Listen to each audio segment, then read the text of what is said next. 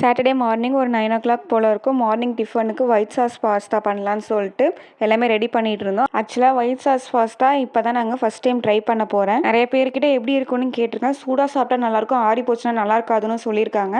இந்த ரெசிபி வந்து எனக்கு ஃபைனல் அவுட்புட் எப்படி வரும்னு எனக்கு தெரியாது. எதுவுமே தெரியாமல் தான் நான் ஸ்டார்ட்டும் பண்ணேன். ஃபஸ்ட்டு பாஸ்தாவை வேக வச்சு தண்ணியெல்லாம் ட்ரைன் பண்ணி எடுத்துட்டேன்.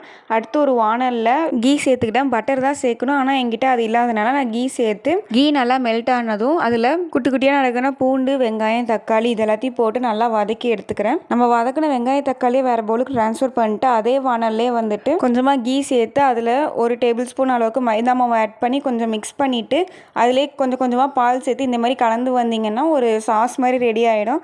ஆக்சுவலாக வந்துட்டு நான் ஃபஸ்ட் டைம் ட்ரை பண்ணுறதுனால எனக்கு அந்த வானலில் கொஞ்சமாக தீஞ்ச மாதிரி ஆயிடுச்சு. அதனால் வேறு பேனுக்கு அந்த சாஸை மாற்றிட்டு அதில் சீஸு அப்புறம் சில்லி ஃப்ளேக்ஸ்லாம் ஆட் பண்ணி நல்லா மிக்ஸ் பண்ணிக்கிறேன். அடுத்து நம்ம வதக்கி வச்சுருந்த வெங்காய தக்காளியை வந்துட்டு அதில் போட்டு காரத்துக்கு ஏற்ற அளவுக்கு பெப்பர் சேர்த்து நல்லா கலந்து விட்டுக்கிறேன். அடுத்து ஃபைனலாக நம்ம வேக வச்ச பாஸ்தாவையும் சேர்த்துக்கலாம். ஆக்சுவலாக பாஸ்தா சேர்த்தது எனக்கு அந்த பேனில் இடம் பார்த்தல, திரும்ப பழைய வானலுக்கே மாற்றிட்டு உப்பெல்லாம் ஆட் பண்ணிவிட்டு நல்லா கலந்து விட்டுக்கிட்டு ஒயிட் சாஸ் பாஸ்தா ரெடி ஆயிடுச்சு. டேஸ்ட் நல்லா தான் இருந்துச்சு, ஆனால் ஒரு அளவுக்கு மேலே சாப்பிட முடியல.